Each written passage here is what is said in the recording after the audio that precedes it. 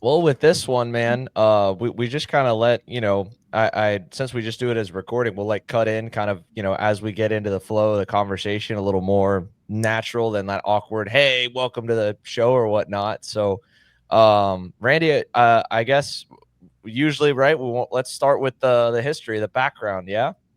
Yeah, we try to just follow kind of the evolution of Chris Giumarra in karting from when it started to where he is today. And Chris, I mean, I've known you and your dad for so long, and what I really value is we did Gary Gregg yesterday from G&J, Oh, and cool. yeah, and Love that place. I'll tell you the same thing I told Gary when I met your dad at the vintage race at Newcastle a few months ago. It meant so much to me because your dad knew my dad, and Yeah. there's not that many people that knew my dad. So being able to talk to you today, tell your story, talk about the memories you have of OVRP with you and your dad at running the track and in your family. It's going to be pretty awesome. So I'm really looking forward to it. But let's kick it off. But how you were introduced to karting? I mean, what's your first memory of karting? All right. So this is exciting. My first memory of karting was, I was about, I would say 5 years old. It was the summer of '86. I got my first go kart. My dad had Invader actually like cut down a go kart and make a actual kid kart. So, back in the day, there were no kid karts. So my dad had one cut down, and all I can remember, like I even closed my eyes, I could picture it being at Oakland Valley Raceway. Now, I didn't know like we just bought the track. I didn't know anything about that because I was so young. I just felt like this is ours. So my dad would stand on the back bumper and have his left foot on my little Nerf bar that I had, and he would control the wheel and with his left foot somehow reach to the brake pedal if he had to. And all I remember is driving. Remember, Randy, my dad paved the pits. So Oakland Valley was like one of the first places to have paved pits. It was like, Right. it was first class. It was like, Yes, oh my God, absolutely. Oh yeah, yeah. pits. So my dad had the big blue, like, like plastic garbage cans everywhere.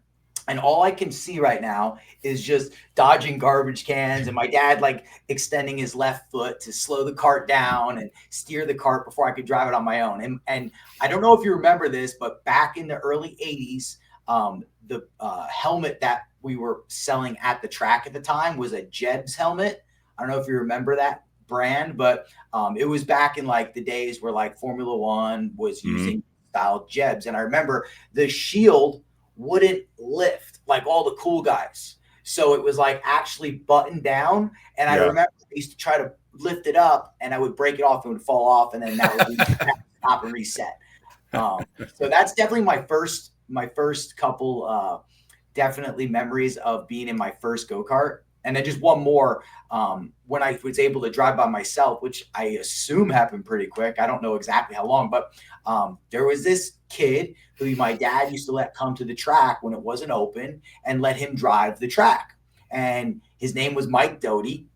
And I still tell Mike this story because I remember I used to love it because I got to follow him around the pits once, right? And it was like this big deal, like this good driver up in upstate New York has let me follow him, and I was little, but those are my first memories of being in the go kart for sure.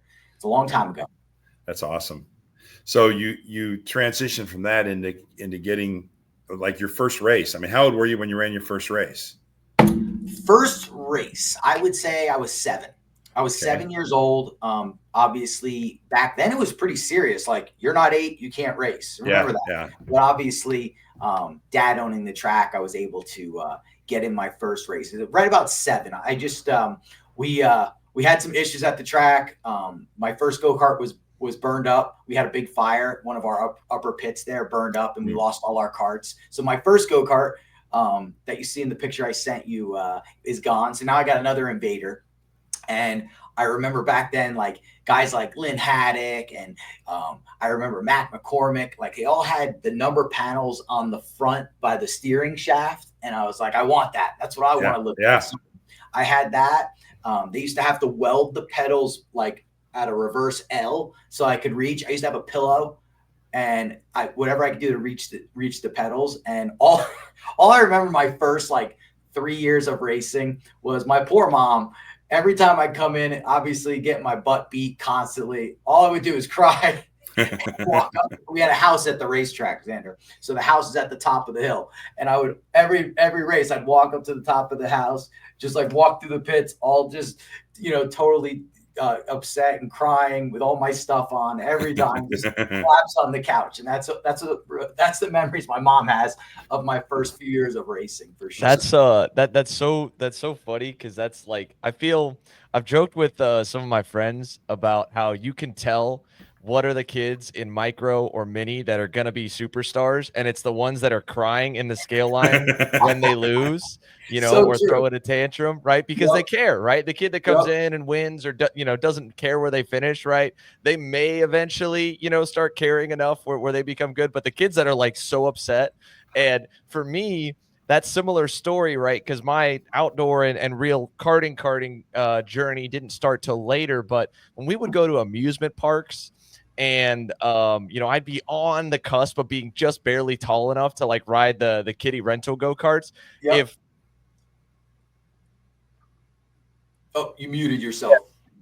if because I was barely tall enough, I wasn't pressing full throttle, I'd be going slower, getting past, and start crying while I was driving.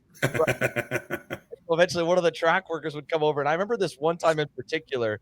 I don't know if they had a throttle stop and he meant to take it off where all of a sudden I got more throttle or what, but after I cried on like lap 2 or lap 3 of going around this little kiddie oval and he turned it up or just fixed it or whatever, all of a sudden I'm blapping everybody, and so then all of a sudden I got a big smile on my face, but water is still all over my face from the tears.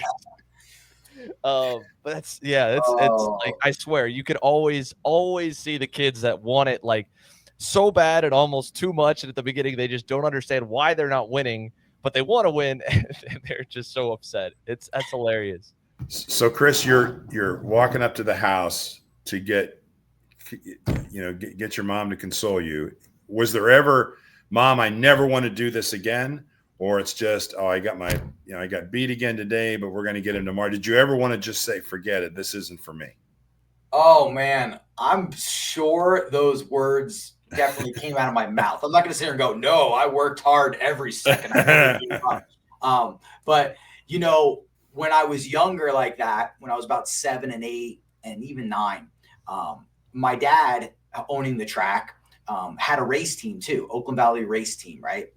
He had John Carfello as his main driver. That was my first real coach too, right? You didn't hear those words back in the early days, Right. and he had a junior driver, John Gambuti, and well, what would happen is, as I'm going through these stages of like wanting to be like a real driver, I never was taken seriously for a long time. They would go away to all the races, the big races, and I'd be left home. And I knew it. So my funny story about this is my go-kart used to be stored in the first wooden shed of the covered pits at the racetrack.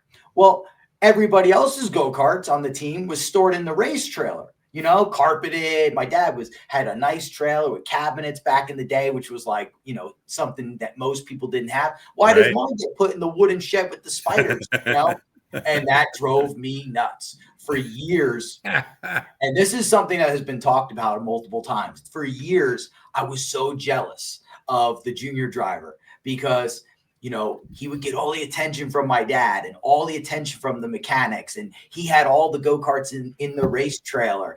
And, here's me like, I want to drive. All right, pull it out, put it on the ground. Well, does my go-kart go back on the stand like everybody else's? No, just keep driving it. I'm like, okay, this is an 8-year-old. And this is what's lighting my fire. This is what's getting me tuned up because I'm like, I'm going to get this thing. And that's when it did switch. I'm going to work and work and work. And those guys, man, they showed me no love. They just kept saying, go drive, go drive. And here I am, 8 years old, 9 years old, and being at a racetrack that I could drive as much as I want during the weekends. Couldn't drive out during the week at our track because of noise violations, but just hours on the track, coming in with blisters and hands bleeding. And these kids have no idea. These kids do 5 sessions at a race right now, and they're like, oh, I'm tired, and that's why I am into fitness. But man, I used to get blisters right here and they used to be peeling. I used to come in, and then Carfella used to go, "What do you think?" And he's like, "You're letting off halfway down the straightaway. Are you trying to slow down before the corner this way? You're driving in too soon here. You're not braking hard enough here." And I would just be like, "Go back and do it again. Put my hand, go back and do it again. Okay." Hips bruised because the seats back then stunk. There was barely any rib vests, nothing. And, but yeah, I just remember like that's what lit my fires. Like, I want to be good at this. I loved it. You know, they used to walk around and say, "Hey, there's Go-Kart Chris." And I'm like thinking to myself, like, yeah, but Go-Kart Chris has got to start being a better driver and performing and get my go-kart in the race trail. That's what I got to do. So we used to go to Long Island for the IKF regional races, West Ham. West Hampton. Yeah. And I would say I was about 8 or 9, and they went and they left me. And I remember looking out the bedroom window of my parents' house and then pulling away with the trailer. And I'm just pissed off. I'm upset again. I probably cried. And I remember the whole day I told my mom, I just complained the whole time. And eventually my dad called that night, and I wouldn't even want to talk to him. Like, "No, you didn't bring me." I remember he turned around that night, drove all the way through the night, 2.5 hours, picked me up, brought me back to the race. It was in October. It was always freezing there in the winter in that time of year, but I wanted to be at the races. Yeah. And I remember walking into the hotel room and all the guys are sleeping. And I remember the one mechanic, Frank, was there, and I grabbed my bag. I'm like, "Hey, Frank." And he must have been thinking, what the hell just happened? He just drove But I went to the races though. So it was That's good. awesome. Yeah. Yeah. So that was the day that the switch was flipped and you started going to the races. Was your cart now stored in the trailer? No, and I wasn't even racing yet either. I wasn't racing the regional races yet. No, you just got to be there. I was only about 9, but I got to be there, and that's what I wanted. That's a big deal. Yeah. Yeah, I just wanted to be there with the guys, and I could still remember like I don't know. I got fond memories of things like John would race like reed valves and stuff like that. I remember the axle clutches. I remember one time they're like, "Can you oil the chain when we start the cart and the axle clutch will spin?" They used to oil the chain before they went out, and I was like, "Oh man, I get to do this," Yeah. And then I ran around and played with the kids too, though. I wasn't like always in the pits, I wasn't always dedicated to that. But yeah, definitely fond memories of like it starting, right? The feeling of wanting to get in there and do that and that only. Do you remember the day that you could honestly say, that's the day I became part of the team as a driver? Mm-hmm. Tell us about that day. So it was, I'm going to say the year was probably 1992. And wait a second. So when did you start? You said, when was it? 86. I got my first cart. So 6 years, oh yeah. 6 years you waited for this day. Oh yeah. I put in the time. Well, you asked me if I remember the time. So this is it. So you're talking years of putting in the work and the track days and laps and laps at Oakland Valley. So every year, I think since I turned 9, I was able to race the IKF regional race every year at Oakland Valley. Okay. And, the first 2 years, it was just pointless. The third year, third or fourth year, but anyway, there was this kid and his name was J.R. Bartuccio from Long Island. And he was a tough Long Island punk kid. And, we became friendly, but, he used to come every year and kick my ass. So all year long, John Carfello, and not my dad so much. My dad wasn't really my dad was a different style of a coach, but like my actual coach, John Carfello, would just grill me all year. You got to be ready for Bartuccio. You got to be ready for Bartuccio. So I'm talking months of driving and learning and working with cones and just going over laps and laps with John. And there was no computers back then and data. It was pen and paper, whiteboards, cones on track, him out there pointing and screaming and hollering and never giving me the benefit of the doubt of doing good, right? Well, in 1992, I got a brand new Margay Lynx. Nice. And they tried to emulate the Junior 1 champion from 1987's Grand Nationals kart package for Junior 1 with the Comer. I forgot his name, who won. He drove for Haddock. He became a race car driver too. John Wilkinson. John Boy Wilkinson. Yeah. And John Boy, all they would talk about, well, you got the package now. And now I'm like, all right, I got that. we went down to Charlotte, I think. I got a brand new Simpson jacket. I felt like, wow, it's working. So putting in the laps, putting in the time. JR Bartuccio comes to IKF Nationals, and what ends up happening? I get my butt whooped again. And I finished second, but didn't have it. That year, I got a TNR Margay, and just something clicked, started winning races, club races, things like that, and putting in more time. And that following year, I won the first heat by like a half a straightaway because I was a different person. And that kid was like, what is going on? And he was big and buff. And I remember like he was intimidating. And I remember just being on that grid and just focused. Heat 1, thumped him. Heat 2, I ended up thumping him again. Heat 3, he jumped me on the start. Lap 1, going down the straightaway, had him cleared, going into turn 1. I wasn't giving up. It was my corner. We crashed, went into the dirt. Oh, no. And I got out of the car. I was screaming out, that was my corner. I still remember it. That was my corner. And that was it. And all I remember is John walking across the racetrack screaming like at the top of his lungs. And JR Bartuccio's dad thought John was yelling at JR, and he wasn't. He was yelling at me. He was like, yeah, that's why you do it. Like he was proud that I held the corner and crashed. And I ended up getting second that week because they did the tally of the points. But that was it right there. That was when I knew I actually conquered one of my like kids that I was like almost afraid of, I guess. And I was like, that's it. And that's awesome. When we go back to the crying. In my eyes, when kids cry, that is what we call hate now, right? That's the hate burning inside, the desire, the aggression. And ever since that point, just kept working, and the wins started coming.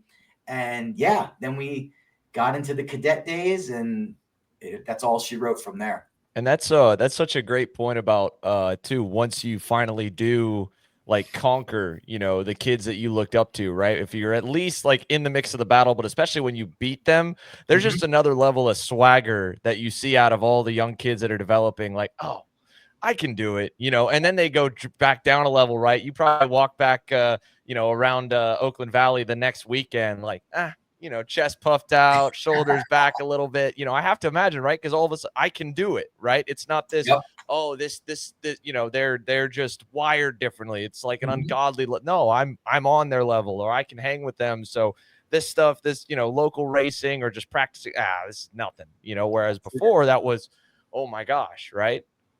Yep, that's when the confidence level just keeps growing, and you kind of develop who you're becoming. And that's what was happening. And exactly after that, it was like, I can do this. And then it's like, well, let's go check out a regional race. And, you know, didn't win right from the beginning there, but, you know, just basically worked my ass off when I was 8 to like 11 nonstop. And that's what it takes, you know, just constant effort and pushing. When you said you had a TNR Margay, when I think of TNR, I think of Tim Holden. So, okay. So was that not Tim Holden then, and then it became Tim Holden? Because you and Tim won a lot of races together. Yeah, well, that's way down the line. Yeah, right. Here, so back in the day, there was he's like do you know Tom Niels? I know of him, yes. Okay, so he was like a Ron Emick or a Kyle Axe. Yeah, right. So Tom was doing our motors back then. We hooked up with him, and then Tom also was just really incredible, like engineering style, and he built his own go-kart. And he needed somebody to manufacture that go-kart. And I don't know the exact story, but he got hooked up with Keith, and Keith built the go-kart. Oh, really? Tom designed it. I don't know the whole story. You'd have to ask Keith. But what it was called was it was a TNR Margay. So it was Tom Neal's design made by Margay. So it had the Margay stickers on it, but it also had a TNR sticker on it as well. I don't know the whole backstory, how that worked, but my dad was a big Emick dealer back in the early 90s. And he made the switch to TNR Margay after we left Ronnie and went to Tom Neal's Racing, who was doing most of the work. And he came out he was at that regional race where I crashed with Bartuccio. So that was another thing. Here's the guy. And I'm like, I got to show this guy I can do it. And I was like, I did, you know, so it was awesome. So I got that go-kart, and we took that package that year to the 1993 Batavia ICAF Grand Nationals. I qualified 4th there, and that was serious back then. ICAF Nationals, the West Coast people, I mean, you're talking Augie Vidovich, Rocky Moran Jr., Joey Hand that year won junior in Pistonport, I believe. So, like, you're talking like the best of the best would go to ICAF Nationals back then. And I qualified. Where was it? Batavia. Okay. East Coast. Right. Yeah, East Coast Nationals. So first ICAF Grand Nationals, put in the work. This was probably one of my most memorable races I ever raced in my entire life. And I'm going to tell you why. So I think I was 9 or 10. I think it was 10. And we're on the TNR Margay. A couple of these guys are running this cadet kart, top kart. But mostly everybody's still in a full-size go-kart. And you're there for 2 weeks. ICAF Nationals were 2 weeks long, a full week of practice, and then they broke it up to like 5 or 6 days of races.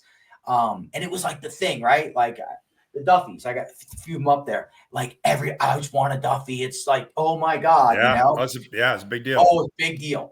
So this race was memorable because I qualified 4th. Heat 1 of the first day of races, green flag. And we go through turn 1, which was like a Monza. And there was a crash in front of us going into turn 3 and 4. And I got mixed up with Adam Pecorari, who we became really good friends. We raced each other mostly that whole year too, because he was from Pennsylvania. And they had to red flag the race because the crash was so big that it took out half the field. And I went up to Adam because he kind of hit me, or I don't know what happened. I pointed at his face because I was a lot taller than him, even though I'm a short guy. Adam was even shorter. Adam, don't take offense to this if you watch this. And I said to him, "You're lucky I don't pound your face in for doing that," because I took what I learned at the regional race at my track at Oakland Valley, like 3-4 months later, that you got to be tough. You got to be in people's face. You can't let up, you know. And I used that aggression on him when I should have just went back to my go-kart, got settled back in because they restarted the whole race. Well, Joan Cressy heard me say that, and you know, she kicked me out of the event. Yeah. The whole event. That's it. Done. Finished. My dad spent all that time and money at that race, and I got booted. Yeah. So I was obviously upset, but I'll tell you right now, I learned an incredible lesson that day. Yep. And that moment was probably the second most memorable moment in my career, because that moment right there changed me as a young man. So that right there made me the champion before I even became the champion. So that right there, I learned a big, valuable lesson. And after that, this is all you saw was smiles at the track, because I just love being there. And that explains a lot, because I'll give you my Chris Giumarra observation. And Xander, I watched this kid race for many, many years. And on his worst day, he was respectful. He never lost his smile. And what it told me was exactly what you just said, Chris, that you never let it get to you. Because you can't. In that emotion, when you still have a race to run and you get yourself at a fever pitch with that emotion, it's hard to dial it back in and get behind the wheel and focus, because you're still mad about what happened. You were never like that. And that makes perfect sense. And boy, what a valuable lesson. Well, yeah, it's such a big, you know, Chris, you can attest to this, right? From, you know, I know that now, and congratulations as well to you with the growth of the Chris G's coaching program and so much that you're doing. You're not necessarily maybe as many race weekends being just a driver coach for race teams as you were even a couple of years ago, but you're still well enough involved in the current scene that, you know, I feel like every other race weekend we ended and there's conversations about penalties or race directing, both for on-track incidents, off-track incidents. And your story is a big reminder of these incidents for the individual kids or families. It may not seem like it's a pivotal moment in that young kid's journey or even that family's journey, but you just never know what's the moment that all of a sudden leaves a mark, you know, right? Like as humans, we don't know where another person, you know, a memory is just going to stick with them forever and truly like change their, you know, DNA and makeup. And by them, you know, holding their ground on one specific moment, one specific penalties turned you into this I wouldn't say overly, but always and extremely grateful and happy to be around the racetrack guy versus, like you said, coming into that event of, you got to be tough. You got to put your elbows out. You got to, you got to be this way. And it totally, like you said, morphed your personality. So it just, again, is a reminder, I think, that, for me, from when we do commentary, I always tell myself that the sport is so demanding and it requires so much commitment. Take the financial part out of it, just the time and family and effort commitment, right? To perform that, whether it's a club race or a regional or a national or a class that's small in entries, you just never know how big the moment is for someone. So we always try to make sure that we build that up, especially if it's a first podium or first win, and give them everything. And inversely, in the same way, you never know what penalty or conversation at the end of a day, right, is just all of a sudden going to strike that chord, because it might be the fifth time, it might be the first time, might be the seventh time, might be just a moment that probably, I bet Joan, she may never remember exactly, that incident, but you do. That was huge for you, right? Yep. Man, yeah, crazy. So along with Oakland Valley, Chris, what's a couple of your favorite racetracks you raced over the years? Oh, number one is Charlotte for sure. Okay. Maybe because I had so much success there. You did. But I mean, I think most people are going to tell you their favorite tracks because they did good there, right? Well, but that's fair. That's fair. Yeah, I love Charlotte because, to me, Charlotte was even ground for anybody and everybody, because nobody could get on that track. That's right. So every year when we would go there, and this was back in the great Manufacturers Cup, right? Mm-hmm. We get Thursday practice, Friday practice. It was such a great format. And I just remember going there, my mindset is that all these boys are on the same level and we're going to start at the same point. Yep. And every year I felt like Charlotte was that place, that ground, right? Nobody had an upper hand. So Charlotte was my favorite. I still remember the first time you guys had the event there. I think it was 92. Could be. Yeah, that sounds about right. Was it? We jackknifed our trailer. My dad let his friend drive our trailer down, and we were in a whole train of people. Novosos were following us and all these people. And my dad let his friend drive because he said he could drive trailer. And he jackknifed us on the freeway, and we lost everything. We almost flipped. It was a big deal. Oh, but my gosh. No matter what, it was a big deal. And I never that's why people that drive me, I have to actually know and trust that person. I won't sit in a passenger seat if you're towing a trailer. I'm either driving it or I'm in another car because of that moment. I was laying in the back of my dad's van in our bed, and all I remember is the truck just going like this. Oh my gosh. Trailer here. Our generator got ripped off. A huge giant Onan 2-cylinder generator flipping down and they watched from behind. But I still remember that race because that was the first year that you guys had it there. And I remember we went to the Simpson store. We stayed at the Holiday Inn, was the biggest and best hotel on the sea, that we go to. Yeah. And we do knock and run and stuff there. It was monstrous. It was awesome. But Charlotte Motor Speedway is number one. Second favorite track would probably most likely might be Batavia, because it's funny to say this. Xander, I don't know if you've ever been there. It's as old school as it gets, but elevation 15 to 25 feet in certain areas, 2 bank corners, all left-handers. It's mainly all left-handers. 2 right-handers, I think, on the whole racetrack. Probably the most demanding racetrack I ever drove. One of the reasons I was so into fitness at a young age was because of Batavia, because I would race back in the day 3-4 classes a weekend. And man, you're doing that left-hander and it's all fast. That neck right there, or your arms or your body. And Batavia is probably number 2. And then number 3 is Oakland Valley, just because it's that. Not many people can say that's my actual house. That's my home, right? My dad's got our blood, sweat, and tears in there. So that the old version is number 3. So that's definitely my top 3. I ran a lot of races at Batavia, and one of the things I remember about that track, and you brought up with the elevation changes, you come down you do the double Monza, so to speak, and you come down the hill, make the left, and then the right around the pits, and it's just a short straight to a left, and then you go downhill to another left 90, which is almost off camber. It's flat. At least it's flat, if not a little the other way. Yep. And there's no runoff. No runoff.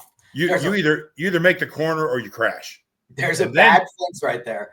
And then you climb a hill for like 400 feet. You're going uphill. Yep. And I'm not talking just a normal grade. It's uphill, Xander. If you stand at one end of the straight, you can't see the karts for probably half the straight until they pop over the hill. Yep. Exactly. Yeah. I've seen the onboards, and it was cool to get to see Tony Cirillo take the CKNA North series up there this year. You know, as the I guess it's Kelly's Motorsports Park now is the proper name for the new ownership group, but you know, full facelift to it, kind of bringing that place back to life a little bit. Oh, that's the original name. Or is that the original name? So then it's different. So then it's okay. So then that's what it was, because they had both listed on the event. Now everybody knew that it was Batavia. I think it might be something different now. No, but maybe they kept the original name. I think if nothing else, just for tradition, they brought the old name back, didn't they, Chris? I don't know. That'd be awesome. I think they did. Yeah. But either way, it's super cool. Like, I've seen the onboards, but as you guys know, onboards don't do justice when it comes to the elevation and nothing to like what it's like. But I've seen enough to, you know, just know the difference of onboards to real life and to go, wow, that place looks, man, that's different. That's cool. It's wild. It's wild. And separately, as a kid growing up, going to school, what was it like, you know, living at Oakland Valley, right? Because I have to imagine that's probably a lot, you know, very different school experience. You're not next door neighbors to, you know, kids and what do the other kids think of it? Did they ever come over to the house a lot? Like, you know, what was that like? That's a great question. I never lived there. So that was our weekend house. Okay. So I lived about 60 miles south in Jersey. And every weekend, Friday after school, we'd load up my mom's car and we'd drive up there. That was our weekend house. Okay. So we did live there for like 2 months, one summer, because we were moving and our house wasn't ready. But yeah, I didn't live there full time.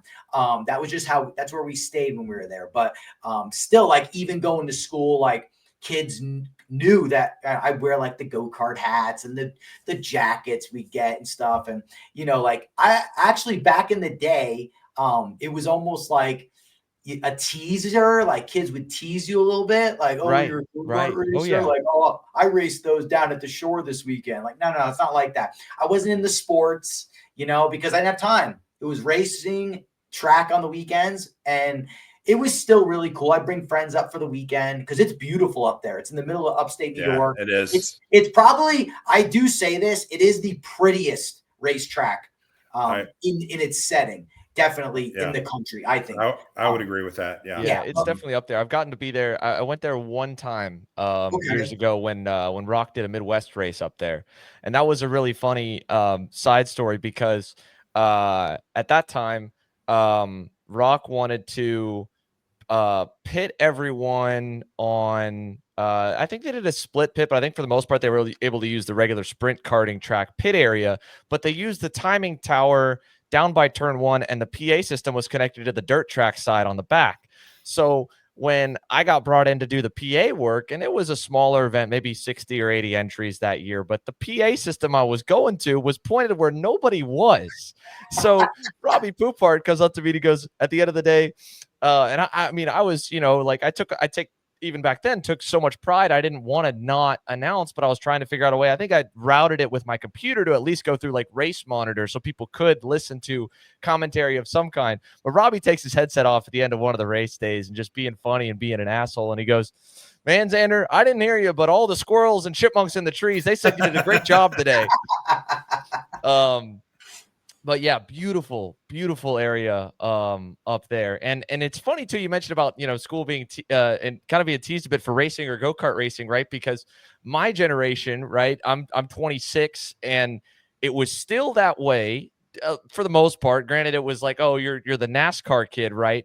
And now I gotta imagine it's actually for the first time ever cool because of the F1 growth, because there's so many people and kids, and with the marketing they've done, that's made it more of a celebrity style status to be an F1 driver than ever before in America. You know, I mean, I have so many high school graduates that are into it now that had no interest in racing or any kind. That's funny. And I think that actually for the kids in middle school, at high school, at elementary school, it's probably for the first time in karting 70+ year history, it's cool to be a go-karter. Yeah. And listen, I can go a generation past you guys and tell you the same story. Is it's like, it's not stick and ball. What are you doing out there? What's a go-kart? And nobody really appreciated it. I think there's an evolution now where motorsports is kind of cool. Yeah. No Yeah. doubt. Yeah. Thank Instagram and Facebook. Where was that when I was in high school? Right. Exactly.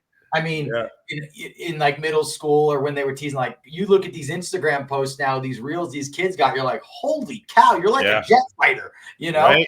So it's definitely gotten more out to the mainstream because of social media. One of the bonuses of social media, right? For sure. Well, we've talked about racetracks. Let's talk about drivers. Name a couple of your toughest competitors over the years that you wanted to beat so bad, but you had so much respect for them at the same time. Oh yeah, definitely. So I'm going to fast forward when I was like getting paid by Track Magic and TNR to drive, right? So, because that's when it was like the pressure was on.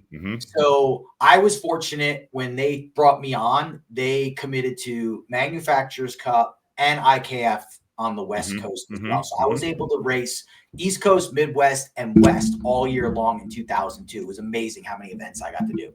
So on the East Coast, my toughest competitors, it felt like it was me on my black and yellow Track Magic versus the entire Margay factory. It just felt like that. And I loved it. Like, you talk about just having a mindset. I loved being on my own. I loved it because probably my toughest competitors out there that time was definitely Tony Lanuski, Tim O'Brien. They had their stuff together as well. Pretty much, I would say those two guys on the East Coast during that time was my toughest competition. If it wasn't for them, I would have had a boatload more wins because I felt like I had a lot of seconds too. You win a lot, but man, a lot of seconds. But those two probably, and like a couple of the guys from Canada, like I remember Daniel DeLeo was pretty tough at the time, racing for Chivetti. They were tough. So I would say that for the East Coast, that was pretty much right there. The Pecораris too. Adam was always tough to beat too. Midwest, I would say probably you're back to the guys from Indiana, Illinois, the Lanuskis and stuff. Same thing from the Manufacturers Cup. On the West Coast, when I moved out to the West, I didn't know many people because it's just how it is, right? Like, I'm an East Coast guy. They brought me out. And a lot of these West Coast drivers did not show any respect in the beginning. And the first event I did at Willow Springs, the first day I wasn't really on point. It was my first race. It was like I had like 5 laps, 5 sessions to get it right. Kevin Manning put on the pole. And I remember the second day I figured it out, ended up getting to a scuffle with a couple guys coming through the field. And I would say on the West Coast, when I was racing, it was like Jason Bowles, David Mayhew, I would say Matt Johnson a little bit too. He was pretty tough on the West. And you can't forget about too on the East, Mike Geeson later in my career. Gave me a headache with him and the Burrell team too. Those guys drove me nuts back then, but that was a little bit further ahead. But I would say probably those were like some of my top 5 competitors. And the move to the West, did your family follow? Was that solely off the Track Magic opportunity? What was that like? And how did that, how'd you end up over there? Best decision of my career. Yeah. So a couple things were happening at that time. I was just out of high school. I was going to a community college, not happy. I was slinging pizzas for work and racing, obviously. And my dad kept talking to me about, like, we got to make a decision. Like, what are we going to do? Back in my day, like around this time now, it's about 2001. We won our first senior Grand Nationals that year at South Bend. Things are clicking, but my dad's doing it all on his own. And like, if you really wanted to excel, it was time to move on and do something at the next level, like work for a team or go race in Europe was like the big thing, right? You pay the European teams. I think back then it was like $75,000 for the year. You race the European Championship. And what you learn from these guys being over there and living over there is hands down one of the best experiences you can have. Well, my dad got a phone call from Tim from TNR, and they were approached by Track Magic. Fausto wanted to build up their 100cc team. So they needed a driver, and Jason Bowles was leaving TNR, and Tim reached out to my dad because he saw that we were, still racing and doing really well. and asked if I would come out and test. So I went out and tested. I know you asked me about the move, but I'm getting it to the point first. Yeah, no. So this was like a big deal. Like there's some Track Magic go-kart, which I knew nothing about at the time, wants you to come out and test. I'm like, cool. So I went out and, there were, we went to this track, Willow Springs, which is just one of the best West Coast tracks, in my opinion. And we're going to meet up with the owner of Track Magic, and they're bringing their one shifter driver who's all well-known in SCUSA. His name was Kyle Martin at the time, and their head engineer, George Barrows. So I fly into LA. Tim Holden picks me up, the owner of TNR, who was in charge of the engines and running the 100cc team if they chose to do this. So we go to Willow Springs, and I remember they had the trailer loaded already, carts prepped. We get there, and there's this old guy sitting in a lounge chair under a little Easy Up with a beat up Cadillac pulling like a flatbed little single beat up trailer with this Track Magic shifter cart, and then these two other guys. So we get there, and Tim introduces me to all of them, and all I did all day was just jump in the Formula Y direct drive, jump out, and jump into the HPV all day long. Never took a break purposely, because I just kept doing laps and laps and laps. And it was like 115 degrees out, didn't care. Not knowing who these guys are. I didn't know them. I just was introduced to their names. So day's over. We had a great test day. We took to the kart pretty well. Actually handled really well. It was a 28 by 32 mil car, soft as hell, but handled really well. And ended up leaving. We're going down the freeway, and Tim's like, who that was, right? I'm like, no. He's like, that's the owner of Thrasher Skateboard Magazine, and he owns Track Magic, and that's who funds Track Magic Racing is Thrasher Skateboard Magazine, and Fausto's the owner, and George is the head guy, this and that. And then, you saw Kyle was a driver, and I kind of knew of Kyle a little bit because they had the ski magazine at the time, which was Shifter Kart Illustrated, one of Rob Howden's things. And, I just did my thing. And after we left, we got back to Canoga Park, the shop. We unloaded, went to dinner. And, at the time, cell phones were happening. So Tim got a call on his cell phone, and it was Fausto. And he got off the call, and we're out to dinner at this Mexican restaurant. And he gets off the phone. He goes, that was Fausto. He's like, he wants you to be part of our team. He wants to give you the option of coming out here and running the 100cc team with me. And we want to do the WK Manufacturers Cup on the East, and we want to run full IKF on the West, and including my biggest thing that year was knowing, are we going to the IKF Grand Nationals? Yeah. That was my biggest thing. Are we going to the Nationals? And they offered like a deal that I didn't even know how to answer it because, back in my day, like nobody got free rides, right? But this was everything. They wanted me to move out, live with Tim and his wife, Lisa. They had no kids, beautiful house, Southern California, and work at the shop during the week and go to the track and test and do this. And I was like, holy shit. Like I didn't even ask my dad. I just said, I'm in. Like, move to California. Like, I'm 19 years old. Let's go. Like, let's do this. Like, this is what I was born to do. And go home. And I remember this was like, I'm going to say this was like September of 01. And our plan is to move out January 1st of 02. And I get home, my mom's there, my dad's there, like, how was it? How'd it go? I'm like, great. And I just went, they want me to move there January 1st, full time. And I said, yes. And I remember my mom just starts crying. And I was like, oh man, but because, you asked about the move, and here it is, another major life-changing experience. So coming from my family, like hard worker, been working in the pizzeria 60, 70 hours a week. Like I do whatever I got to do. And now here's my chance, my opportunity to take that work ethic and do it in the sport that I live, breathe, love, no matter what. And yeah, I moved out. I was 19. It was nerve-wracking. I remember I packed all my bags, going to live with this guy and his wife. And, I get a car and whatever I needed, they took care of me.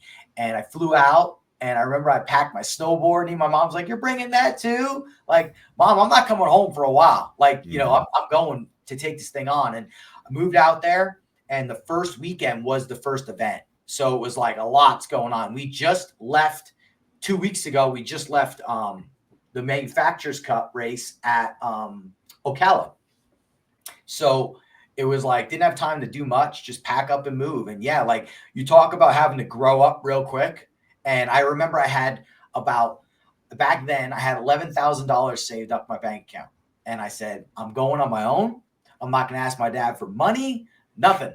And I remember, man, I learned what it meant to budget, because I got out there. I'm like, oh, I want new shoes. I want this. I want that. I'm like, holy shit, money's going quick, because I didn't get paid right away. That didn't happen for about 4 months in. They started paying me $200 a week.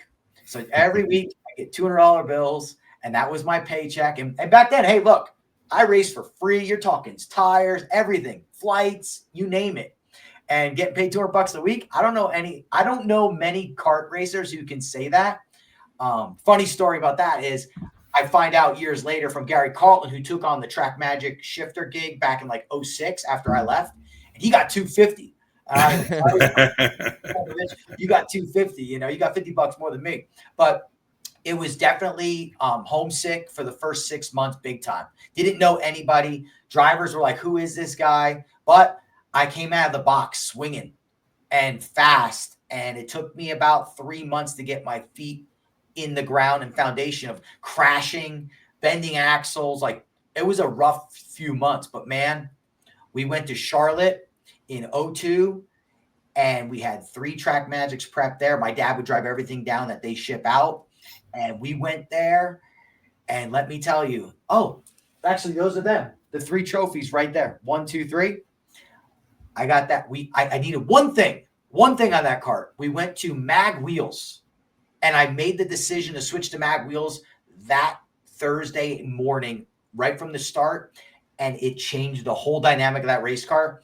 And man, we smoked them. And that was it. After that, it was just steamroll. Went from that race the next weekend, met the team in Phoenix for the IKF race, smoked them there, both classes, and just kept catapulting wins after wins, and obviously having issues still. But 2002 was like the year. It made my driving career. 3 IKF Duffies, 2 WK Eagles, I believe. Just an amazing year. That year, it was like 5 magazine covers. Kart Sport magazine called me. This Kart Sport magazine, if you've never seen them, it was probably the coolest karting magazine of all time. Also, Sean Burrs Go Racing. Sean, don't worry. Gave me my first cover. But man, it was just like, back then it was magazines. It wasn't social media. Right. Yeah. The races, and people are like, hey, I just wanted to meet you, and like all this cool stuff, and just really grown as a young man, learned work ethic, 70 hours a week working in a shop on other people's garbage carts and dealing with that, and going to races and supporting customers, and then going and doing our own races back and forth. It was a very long season, successful, but long, a lot of homesick. I still remember being at the Nationals in August in Iowa, win 3 Duffies. My dad came out and helped out. And I remember we had to leave, and my dad had to go home. And all I wanted to do was go home for like a couple weeks and just see my mom and stuff, but couldn't do it. And that year was like, that was it, man. Like, that was the start of it. And then that was about, like all the things about moving to California that grew me into another stage of my life for sure. The irony of when we started this podcast, and you talked about your first years in karting and how you would get upset and cry and run to your mom, and when you moved to California, your mom's the one that's crying. Yeah, right? Definitely. Yep. Yeah. So when you now become not only a driver, but you're working for Track Magic, you're also their rep. So you're at the racetrack trying to focus on your driving, but you've also got to spend time and focus on your customers. How was that transition? So it's a learning process for sure. However, I will say this, I took on team leader like right away. I love that. Like, I really believe that I was in my position. I was a good driver. I don't consider myself like a Joey Hand or a Phil Giebler or a Michael Valiente's level. I just don't, right? But I firmly believe I was in a position because of the person I was and what I brought to the team as a whole. So I was a good driver, but I was also a great team leader. I was also that guy that anybody could approach at the track. And I think they saw what I loved in the sport, and I was there for so many other reasons. I wanted to win, don't get me wrong. And the pressure I put on myself, which nobody really knows about, definitely kept me on my toes. But yeah, it was hard at first because it was so overwhelming on the West because everybody wanted a piece of you every second. And when you're a team leader, like I give people like Ryan Norberg so much credit because I don't even know Ryan too well, but I know what he goes through on a daily basis. And it's just like, hey, hey, hey. And then to keep that focus to go out there and do what he does or what other pros that are head of the teams do, you got to know how to keep your priorities straight. You got to know how to handle everything very manageably with who you give time to.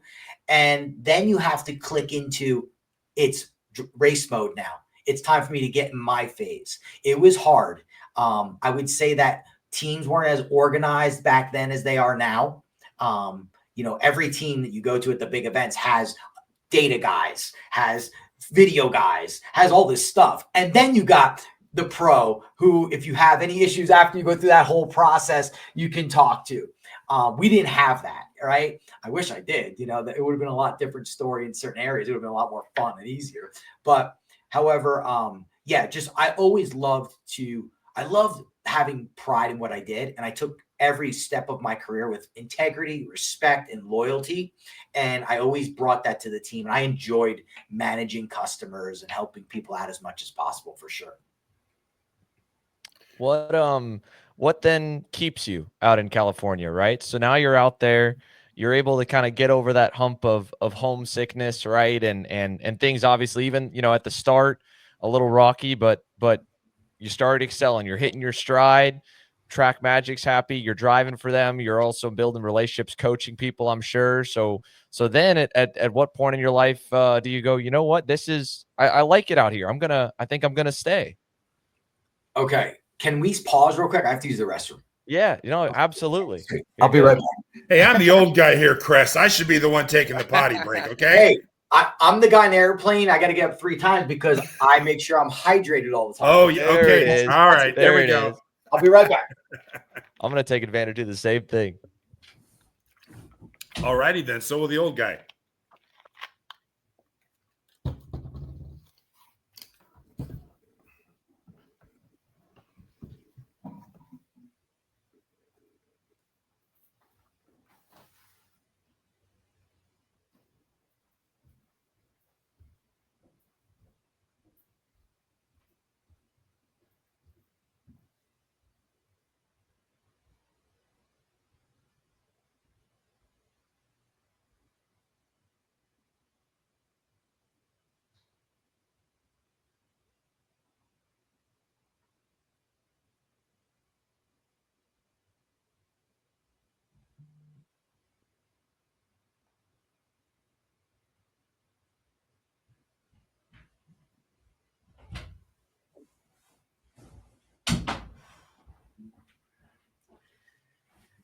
All right.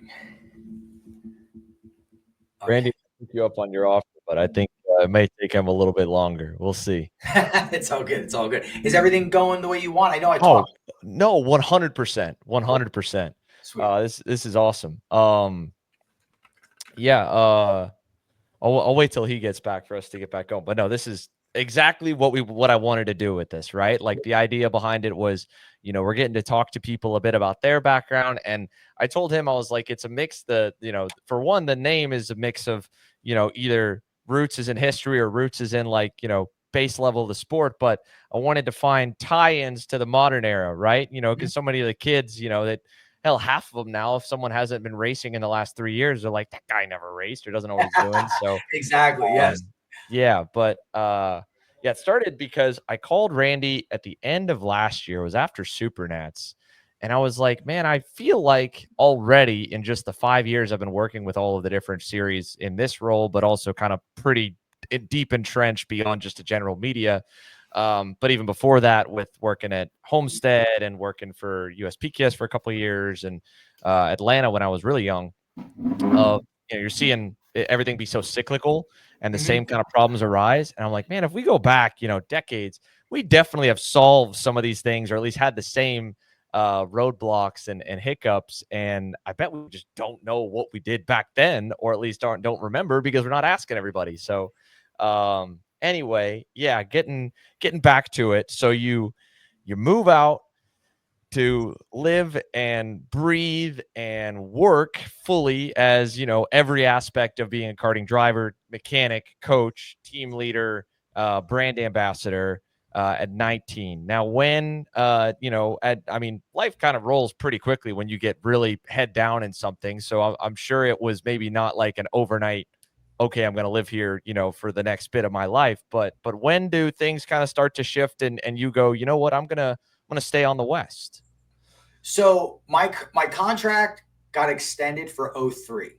So '02 ended with all the wins. It was a great year. Like I said, like so many things checked off my bucket list in our sport that year. It was a dream year. Um, and '03 came and they rolled my contract right over because this series was starting called Stars, Snap On Stars of Karting, Yep. and it was going to be like the series of the country. There was a payment structure, if Randy remembers, where they were paying teams that traveled certain distances. There was going to be an East Coast and West Coast series, and then one main race in the center of somewhere, or like one main Right. Grand National type event. And we're going to be racing this class called ICA, this European style class. It was a reed valve. They were all different motors. And I never had the opportunity to race like the Formula A stuff back in the 90s. I was a little too young still to jump into that. So this was my first experience to try this European stuff. And I'm going to tell you right now, I was a little hesitant because I know what happens when you start incorporating those European style motor packages and everything. But hey, look, I'm a hired gun. It's my job. They tell me we want to do this.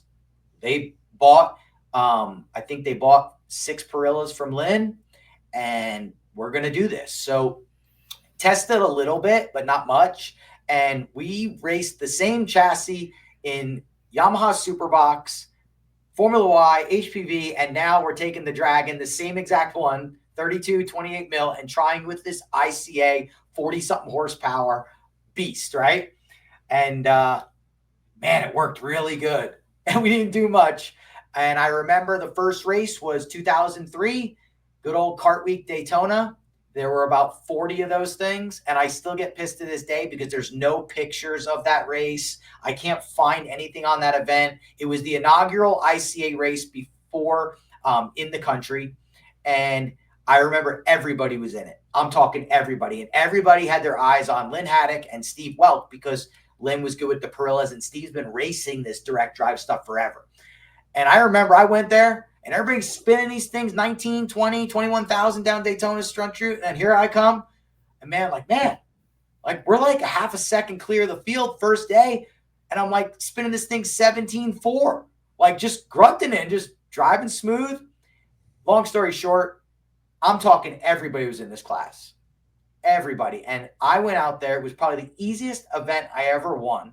Green flag would hit, and I feel like I would just hit my point and drive away. And I tracked them by a full straightaway. Smoked them, stock motor, in tech. Steve Walk, I finished 4th or 5th, I think. And I remember I hear this little whistle. And I look up, and there's Lynn like about 30, 40 feet away. And he just goes, he pats the carburetor and goes, oh, because that's how it was. It was like I was asleep because you had to pat the carburetor. And he was happy because, hey, his Perilla won. And I remember that was definitely a boy from the guy of the guys, right? Dude, that Right. is so Lynn Haddock coded, and Yep. man, that I would remember that too. That dude is like, oh man, just a mix of of karting's AJ Foyt and so many other legendary level motorsport icons, right? Of between Foyt and Dale Earnhardt and NASCAR and everything, and that's like all rolled into one. And to me, like that's Lynn. you know, Yep. like it's so cool to get to still have him at these modern races and these vintage races. One of my favorite parts of the weekend. I haven't been able to walk the pits nearly as much this year because we've been so head down, and it's been so exciting to try and keep doing new things. And then I'll look outside and it'll be 9 o'clock because I've been working on some little project all day. But Lynn's one of the first guys that I'll always make sure that I try to at least say hi to and like talk to for a moment, you know, even, and he follows even the modern stuff too. He texted me over the weekend. Hey, dude, why is Norberg not running this weekend? What's going on? Like He it's watches. and just for me to look down and see a notification of that name pop up on my phone. I've been lucky enough to get a contact list that 12-year-old me would just be fainting over. But to see Lynn, I mean, it's still one of the coolest things in the world to me. That's so cool. No doubt. So we won that race, went right back to the East Coast, to the West Coast for the IKF region 7 race of the year. Won both classes there, so it was kind of cool. This maniac on there wasn't Facebook, I don't think, or there was Facebook. I know there wasn't Facebook. What did he do? There was some karting forum, and this maniac, Randy's gonna laugh, Paulie Haraka Sr. put pretty cool. Driver wins national race on the East. A week later, wins a huge, like not national, but like it was basically like the same thing. All the best West were there, and on 2 different coasts in the same week, pretty much, which was pretty cool. So then, 03, we won the first race at Buttonwillow for the Stars race. I crashed Jordy Vorath to win the race. Michael's head driver, Michael Valiente is the Kart head driver. That crashed, but we were side by side, last lap pass, and I remember we touched. I went over him like this, and he crashed. I kept going in the dirt, won that event. That was a huge win for us and Track Magic. And here we go again. It's starting again, right? That was the peak of my 2003 season. Daytona, Snap-on Stars win, and then it got hard. So what ended up happening is my schedule was packed, like at the races every weekend, supporting clients, traveling to the East Coast, West Coast. So after Buttonwillow, my head game was, I gotta win, putting all this pressure, doing all the work. I got burnt out pretty bad. Learned a lot that year. Still competed well, still won some races and stuff, but not like it started in the 03, not like 02. Just got overworked. When you're in this sport, I think that's why I relate so well with certain clients of mine in the sport. I talked to Oliver Hodgson's about this almost every month. Like, look, I know what you're going through. Here's what you have to focus on. Here's the things you have to do for yourself to give yourself some downtime. My old version of me in that time is a great coach to these pro drivers when it comes to what they have to take on. So 03, went through the season. It was just like too much. It was just too much stuff. At the end of the season, it was probably not the end of the season, but I would say it was June. It was June because my birthday weekend. I was turning 21, and I was at Willow Springs Raceway. And you asked if I would stay out there for a long time. Well, I'm ready to go home at the end of this year. Like I'm gonna go home. Like the talks are in place. I didn't really tell TNR and Track Magic yet, but in my mind, my parents, like, I got to get out of here and get myself centered a little bit. Maybe get myself a good job that's paying me money. I don't have to think about if I could afford a haircut this week or a new pair of sneakers because mine are wore out. And so June 13th rolls around. I go to Willow Springs to support clients, but we're staying in an RV that weekend at Tim and Lisa's RV. And it's my birthday weekend. So my birthday comes the next day, and I was supporting clients all day. There was this girl at the track, and people were saying like, "Oh, you should go meet Terry, this and that." And I'm like, I don't want to meet nobody. Like, I'm here to race, I'm not here to do anything, you know? So make a long story short there, Mike Manning's babysitter for his kids at the track was this girl that I was talking to that day a little bit here and there. And I said, "Hey, do you want to, you want to go out tonight after the races?" This is Willow Springs. It's in the middle of the desert. There's nothing. So I'm like, "Where are you from?" And she's like, "I'm from here." And I'm just like, "Where?" She's like, "Here, good old Rosemont." And here's this girl, and You know, she's babysitting Michelle and Jamie and everything, and they're little, you know. So we go out that night, and the rest is history. So I met my wife at Willow Springs Raceway, from living in California, from being involved in go-karts. And Wow. yeah, and like I always say this, like it's pretty crazy, but I always say I got the best things in my life, everything from go-kart racing. Think about it, you know? I mean, not just about the family we built or my daughter, my dogs, my success in business. And like, it's just like, it's pretty crazy that everything came from doing this from when I was Yeah. little, you know? So it's kind of cool that I put my whole life into this thing. And even though I didn't get to the place I wanted to get to in my mind when I was 20, 21, 22, where I wanted to be at this age, it doesn't matter because holy cow, like I got all this from it. So we dated for like the last 4 or 5 months of the season. I told her, I said, look, my contract's up. I'm out of here. And for some reason, I remember it to this day. It was like, I think we were dating for 5 months. And I was like, do you want to come with me to New Jersey and move with me? And she was like, she was going to college at the time at San Diego State. And she was so smart too. I remember that. I was like, man, this girl's so smart. And she lives in the desert. It's kind of funny, you know? And she's like, yeah, let's go. So I remember calling my mom. I go, Mom, I'm dating a girl and her name's, I told my mom, I was like, yeah, but it's a little weird. My mom's name is Terry too. So I said, her name's Terry. And I was like, oh my God, that's so weird. Right. I said, but I told him, I said, she wants to come live with us. Is that fine? My parents didn't care. They just wanted to do whatever they had to do to get me home. And they're like, yeah, bring her, no problem, you know? So we moved out. We lived with them for about a year and a half and saved up. And I went back to working in the pizza business. I detached from karting. Biggest mistake I probably made. One of the biggest mistakes I ever made. I was so burnt out. When everybody found out I was leaving, I remember MRP called me, asked me to take on their full program. And I think I think it was Tim that called me, and I think he almost fell over when I told him no, you know, because it was full back by Burrell, had to move to Michigan, had to do the whole thing over again, you know. That'll come back to bite me in our story, but ended up just kind of detaching from karting, telling multiple teams like, no, I just want to live life for a little bit. You know, went back to working 70, 80 hours a week, like pushing, like I'm going to make this pizza thing work, right? I'm going to get involved in my dad's businesses and I'm going to make it work and change things up a little bit and add some youngness to the business and continue to grow it, right? That's going to be my thing. That's going to be my career. Well, we did that for about 2 years. Went really well, just working hard, hours, putting in money. Bought my first house at 26. We moved out, had a beautiful little house in Bergen County, New Jersey, working the pizza business, pushing, running the businesses with my dad and his partner, Big Jim. And the whole time, was I happy? I was happy, but I wasn't proud of what I would do.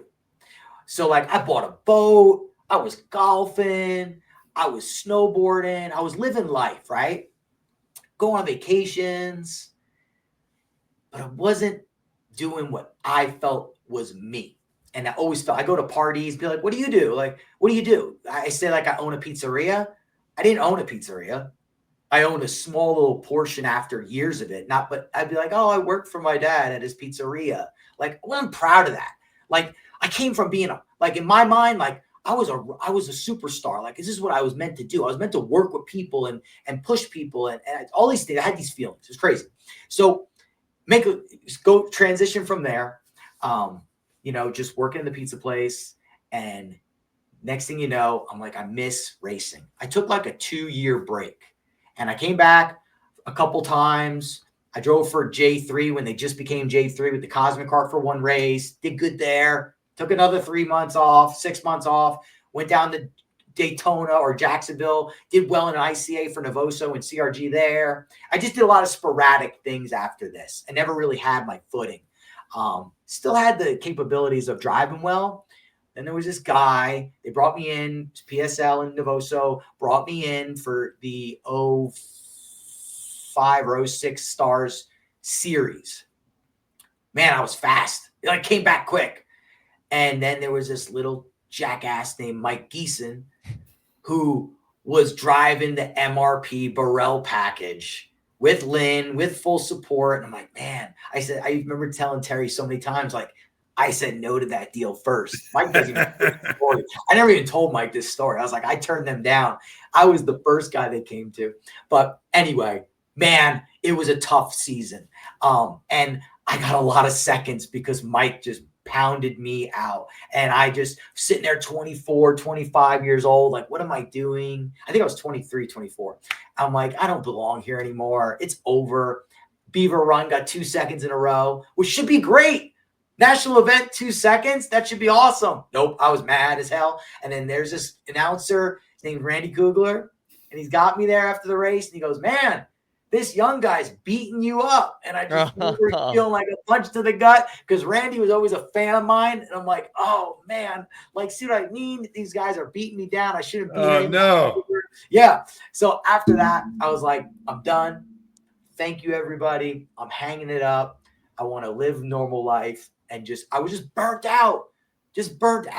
And I left in 2006 and never came back again for a long time. And but started a beautiful life. And yeah, that's what took us home. So I did come back home for quite some time. So am I in trouble, or should you be saying you're welcome? Thank you. Should I be saying you're welcome? Which one is it? I love you. Commentated him into retirement. I love you too. You made me tougher. Okay. I look back at that season and go, man, I wish I just would have had the mindset I have now, which is like, just be happy. Look what you're getting to do. Yeah. You know, like, you get to go to a track and race go-karts. Like, if I would have had the mindset I have now, there'd be no pressure. But there was so much pressure to bring back that same person, that same drive I had. And I should have had a different mindset. But instead, it was like, I'm going to kick ass. I'm going to crush. And if I don't, it sucks. It gets mad. I get upset. So it definitely helped again. Another stage of the karting career that took my mindset to the next level for sure. Now, you said you'd always kind of been into fitness. When you eventually move and set back up here in Cali, was that a part of the plan when you and your family eventually come back to the West from the get-go? So that wasn't planned at all. So kind of like I was back there. We moved back for around, we moved back in late 04. And I think it was like around 2015 where I just wasn't happy doing what I was doing. So we're back for what is that? 13 years. Yeah. In Jersey, living, love life, great great family. And I just wasn't happy doing what I was doing. And it was time for my wife and I to make a decision. Like, are we going to stay here? I can't do what I want to do in the pizza business because it's not really mine. And I always loved fitness. I mean, like, the guy you see now going to different gyms all over the country and everything I'm about, getting up early in the mornings, those are principles I was doing the whole time in the pizza business. I was waking up early, trying to be that best version of myself, trying to level myself up with business. And then you go back years before that, when I was from like 16 is when I found the gym. When I found the gym when I was 16, I realized I found a book Mark Martin, the ex-NASCAR driver, wrote about fitness. And he was my favorite race car driver. I'm like, holy cow, being a driver is like, you're an athlete. You got to prepare. And the minute I saw that, I was like, all these years going through school, like people thinking like go-karting's a joke. I found the gym in the high school. I picked up a curling bar and started lifting weights. And I was 120 pounds wet. And I'm like thinking, this isn't for me. I'm not a big guy, because back in the day, you thought of Arnold Schwarzenegger's. You thought of big muscle men are the ones that go in the gym. Hell no. And then it took me to a whole other level. And that's what kept me being able to get in the go-kart all aspects of my life, even when I wasn't driving for years at a time and not had one issue, because I always loved fitness. I always loved learning about food and what it does for the body. So here we are having thoughts about moving out of New Jersey. And I'm like, well, if we move, what am I going to do? You're taking a guy who's got barely a high school education, right? Have a lot of experience doing different stuff, working and things like that, and racing and all this stuff. And I work well with people. I love pumping people up. And, you know, we're sitting on the couch one night and she's like, I always had this dream to open a gym. And she goes, why don't you finally open the gym you want to open? And I look at her, I go, where? She's like, Rosemont, there's no gym. Well, if you know Rosemont, it's a desert, small town with Willow Springs Raceway. And when I lived there back in 02, 03, 04, it was real small. Well, the town did grow in these 13 years enough where it was like actually a process to think about. So a light bulb went off, and I flew out and looked around at the town to see where we could put one, and we started the plan. And once we realized we wanted to do this, I had to break it to my dad and Big Jim that I want out. Like, I'm going to do my own thing. I want to risk everything and take it and put it in this little gym in this town where everybody, and I'm talking everybody, thought I was nuts. And I thought my wife was nuts for coming up with the idea, but we just felt like this was meant for something. And we built the business plan out, and we started the stages. And in about 5 months, we had a spot plan. And I flew out there and shaking, signed this 5-year lease, and Yeah. got out of the pizza business and kept my house in New Jersey for a little while. Didn't sell it until last year, actually, but put everything we had in this gym. And everybody except like 1 or 2 people were like, go for it. I remember my best friend. I remember in his shop, and I sat there with him, and I was like, I got to tell you something. He's like, you're moving, aren't you? And I told him I was going to do. And he just said, Chris, you could do anything. And that sounds right. What you need to do is do your own thing. And him and a couple of people, and I said, we're going for it. And we did it. And it was a long process. We got it open June 1st of 2016. It was a grind not a grind, but it was a risk that kept me on my toes for a few years. And yeah, that's what brought us back, is that my wife said, we're going anywhere. We're going back to California so I can be with my family for a while. And I need a job. So let's start this gym. And then boom, Rosemont Health and Fitness was born. And that's what started the whole thing of bringing us back to the West Coast. So that's what started the gym. Yeah, it's pretty wild. That's awesome. And obviously you've had a lot of growth and a lot of success. Mm-hmm. Yeah,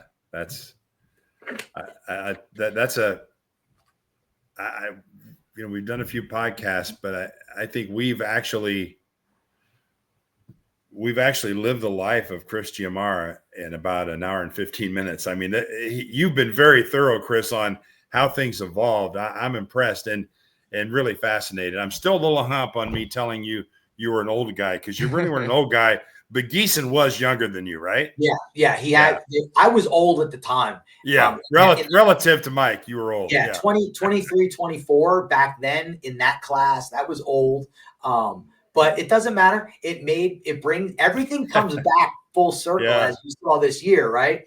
Yeah. So, and to be fair, Randy, I've had the same types of comments where you just don't know what's going to all of a sudden just stick in someone's mind, right? And what'll make a big point. I remember the angriest I think I've ever had someone at me for commentary was back when I was only 17. I was doing the Rotax US Open Vegas finale the year before it converted to then Rock Vegas. So this would have been, I believe, 2016. And it might have been, yeah, I think it was 2016. So Rotax Vegas. And there was 3 kids in the fight for the Junior Max Championship. There was Tyler Gonzalez, the late, and I'm trying not to get too emotional, Nick Bruckner, who passed away a couple of years ago, young man from cancer. And then Matias Ramirez was the 3rd driver in the championship fight. Nick and Tyler are up front through the heats the whole weekend. Matias is struggling. He's running with Jake Motaz's program at the time, Anderson Race Park Rotax with Burrell. And so while I'm commentating all of these heat races, I'm also trying to remind everyone that this class has a very close points championship coming down to the end of the season. Matias Ramirez is 3rd guy, and I mentioned a couple of times that they were struggling to get the go-kart to work. Well, Jake Motaz comes up to me, and he comes up to me with Luke Gabin, I believe, as well. Either Luke Gabin or Dev Gore, one of his other guys that were tuning with him. And because one of the 2 of them knew me. And Jake didn't know who I was. He comes up to me. He has also no idea that I'm only 17 and at freshly 17. And he starts kind of laying into me seriously. Hey, why do you keep saying Mateus, full stone cold killer? Why do you keep saying Mateus Ramirez? Anderson Race Park can't seem to set him up. And again, like, I'm through that commentary doing the same thing that I do now, where I'm trying to make sure that I announce the team the drivers are driving with, the chassis, the engine builder, if I know it, to give those guys, promotion as well, not just the kid's name. But while Jake is kind of laying into me, stone cold, dead serious, talking to me, I see Luke right behind him laughing. And so I can't tell if I'm getting punked, because I didn't understand that he was actually mad. And I think that made it worse, because then he just kept getting more frustrated with me. And Landon, what do you think you know about kart setup? You think you could do my job better than me? You think we don't know what we're doing? He's up there. He's frustrated. Yeah. And mind you, there was a stream. It wasn't nearly the level of, this. And I don't think anyone even really noticed it, besides the fact Jake later caught me at an SSKC race when I was working for Eric. And he goes, you were only like a teenager when I yelled at you all those years ago, right? You're only what, 21 right now? It's like, yeah. Man, I was such an asshole, dude. I'm so sorry. Like, we were so slow that week. I was pissed off. And the last thing I want to hear is on the loudspeaker someone reminding me that we're slow and that we can't seem to get this. Well, one of the things I always like to ask Chris is, and you've covered so much of this, obviously, with the influence karting's had, but when you get up early in the morning while I'm still sleeping, and your feet hit the ground, what do you apply from karting specifically? If you had one thing you could say, man, thanks to karting, this is the person I am today, what would you say? You mean, like, what do I tell myself every morning when I wake up? Yeah, just when you start the day. So kind of the same thing. Like, every morning, I have the same mindset when I wake up, and that mindset is I'm going to outwork myself from the day before. I'm going to outwork every moment of the guy I was yesterday. I'm just going to outwork him. And I just try to outwork myself every single day in a good manner. I mean, you got to take, a little bit here and there, grain of salt. Like, you can't do it every day, but most mornings when I wake up and my alarm goes off, I have a thing where I don't hit snooze. And that's kind of like my green flag of the day. And it's just about, I'm going to outwork myself. I'm going to outwork anybody who's trying to do what I do. And I'm going to provide the best coach I can to all my clients. And that's why I start my day off with a workout every single day, except Sunday. Sundays I take off, because that's just the way that I set the tone for my day. Just like today, like in my workout, the whole time I'm pumped up for this podcast. And yeah, that's just the way I start my day every single day. Now, there are days where I wake up and I'm just like, I work myself every day, whatever. But, it's just normal to be like that. But yeah, I wake up every day ready to attack the day and do whatever I got to do to keep pushing forward, for sure. Definitely. I don't know if I told you this, Sander, but at the vintage race in Newcastle in June, Chris sort of kind of come out of retirement and did pretty well. How did that feel, Chris? Oh, that was fun as hell. I had a blast. So I got asked to do that. I came to Texas for a day at the Super National at the SCUSA race. I just came to walk around and see some clients this past year. And Mike and Ling grabbed me, and it was like I was in the middle of my bodybuilding prep. So I was skinnier and cutter than I was. And they both grabbed me and they're like, can you weigh 150 pounds? And I'm like, yeah, I can weigh whatever you need me to weigh, like, properly. And they're like, we need somebody to join our team for the Vintage Nationals. And I'm like, I'm in. Like, I don't care. I'm in. I just have one question. And they're like, what? I'm like, can I bring my dad? Because I couldn't go that without my dad. Yeah. I'm like, can I bring my dad? And they're like, yeah. And I'm like, when is it? And oh man, it was tough because Shayna graduated 8th grade. Oh, that Wednesday? No, that Thursday. Well, practice started Friday morning. And I'm like, I can't miss this on Thursday night. So I had to get the red-eye flight right after that. It was like, I'm going to make this work. But yeah, man, that was great. I loved getting in that go-kart. I Yeah. loved it. And It- I haven't driven a 2-stroke in forever. I don't even know the last time I did. And man, I got in that thing and the Yamaha pipe, like forget it. I was like 300, I think it was like 305 pounds because there's no lead on the cart. You got to weigh 150 Right. pounds Yeah. or more. I weigh, and I purposely, after my bodybuilding show, May 10th, maintained my weight because I knew that if I went up and showed up at 160 and there's some young kid who's weighing 150, I'm going to be in trouble. I weighed in at 151.2 purposely. And yeah, man, that was such a blast. And a month before that, Michael Valiente flew me up to Canada to race one of his LO 206s too. So I got to do that. Oh, nice. Yeah, I got to do that too. That was fun too. I You was and Mike supposed Geeson get to have at least a little bit of rekindling the old rivalry on track at all? Any back and forths even for a corner? they're smart. They keep us out of the classes together. That's a good idea. That's team owner Lynn knowing exactly the history. We're better off anyway because it's not about that. But yeah, no, we don't want to spark any of that. But So actually, one of the things Mike Geeson does, he runs C Open. Yeah. I was going to ask that. Did you get to drive the C Open at least for a practice session? Try the double? Ask me if I wanted to. Because I did not want to. Really? No, I didn't. Listen, that thing is a prize piece. And I wasn't asked. I wasn't asking. I wasn't ready for that yet. To be fair, I didn't drive Lynn's prize piece, but I did get to drive one at Barnesville for my first ever paid commentary gig when I was 15.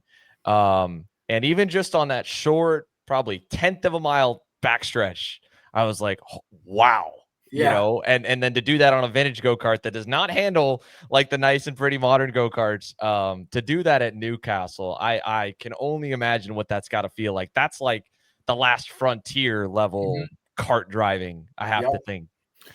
Well, in the field with Mike Geeson at a ripe 77 years of age, maybe or more, Lake Speed. Oh yeah. And Lake was right there. I mean, he was getting it done. Yeah. Unbelievable. Yeah. Incredible. But yeah, that race was such a blast. I had a little scuffle actually. I actually had to become a little bit of a jerk, right? Not the jerk, but man. So this young kid I was racing, who obviously doesn't know who I am. I don't blame him. He's racing like 8 classes that weekend, and they say he races this all the time. Cool. So one of my classes I raced in was a McCullough on a 76. I forget what kind of kart it was, but it was an old go-kart. It's an old school, like it was like in mint shape. So this class is driven like a sportsman. It's real slow. It's smooth. So you don't qualify. It's all P-pick, and then you invert and all this stuff. Well, first race, I'm leading, and we're at Newcastle. We're coming around we're coming up the hill to turn, I think that's 9 or 10. I come up the hill, and this kid just, boom, gives me a little bump. And then I go into the corner, and he passes me, and he beats me. And I go, Like, I came here and I heard, like, you got to be respectful. You don't touch. It's vintage racing. I'm like, this little jerk just bumped me. And I was like, okay. So we crossed the finish line. He's like, yeah. This kid's like 17. Nice kid. And I was like, okay. I go back to the pit. I go, let's drop a tooth on this thing. You think so? Drop a tooth. I said, I'm not dealing with this no more. Drop a tooth. Second heat comes up. I have to start like 8th. Green flag drops. These things are crazy. Like literally green flag drops and you got to go because there's really slow people. And then there's some people that are fast. And when you got to go, I'm talking like, I'm in the second on the first lap behind this kid. And I'm gauging him. I'm like, oh, the gear's way better now. I win the second heat. Okay. He tried to pass me one time. I didn't see him get on the kink on the chute. And I didn't see him. But he went in the grass a little bit. We come in. He comes up to me and goes, did you put me in the grass? And I'm going like, dude, who is this kid? Who do you think you're talking to here? I'm like, let me ask you a question. Did you bump me the last race? Yeah, so? I'm like, okay. I walk away. So the next day, we go through the final. I smoked him. It was great. It was awesome. I gapped him too. You gap him in like this little thing. I'm like, I got him. I'm looking back. In the Cola, you got to let up halfway down the straightaway to conserve. Do you know how hard it is to be leading with a kid behind you who's got fire in his ass, who wants to pass you, and you got to let up halfway or you'll blow the engine? That is so. You talk about discipline. Holy cow! I just heard Lynn in my head going, "You got to let off the throttle." I'm like, all right. And I'm like, oh, he's not passing. He's not passing me. So anyway, that race is over. We win. I think I shook his hand. I don't think I did, though. So go back to the pit. He's racing me in Yamaha Light also. Okay. And let me tell you something. I had that Yamaha Light on rails. That thing was flying. I had it tuned perfectly. I was like, there's no way nobody's touching me in Yamaha Light. Starting on the pole, he's starting third. He comes up to me because in the second race, when he was bumping me again, I turned back and I was like, no, don't touch me. This is a prize go-kart that I have to take care of. I'm in charge of it. Don't be bumping me. He comes up to me on the grid and he goes, do you not want me touching you or anything on the track? And I went, I was told you don't touch in this. What are you bumping me for? I didn't have a bumper. My bumper's like that high. I couldn't bump even if I wanted to. It's part of it. I go, okay, well, guess what? You poked the bear. That's what I told him. I said, so just know what comes. And I wasn't saying I was going to, and said, now I got to get ready to beat you in this.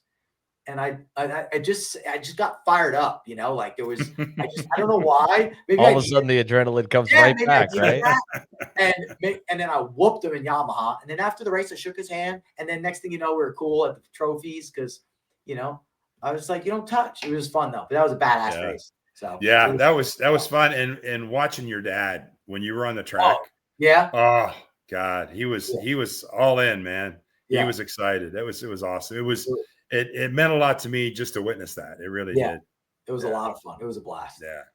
Yep. What's to kind of close up, Chris, because now you're still in kind of a life coach role in a way where you're coaching people on fitness. You're still also, tapping into your driver coaching abilities when you're walking around the pits and catching up with, kids and adults alike that you're helping. But what's for any kids or adults that are tuning in and listening to this and have gotten to this point, if you could leave them with one bit of advice or piece of advice that you've learned over your storied life and journey and career, karting wise, outside of karting, what's something you would say if someone would come up to you?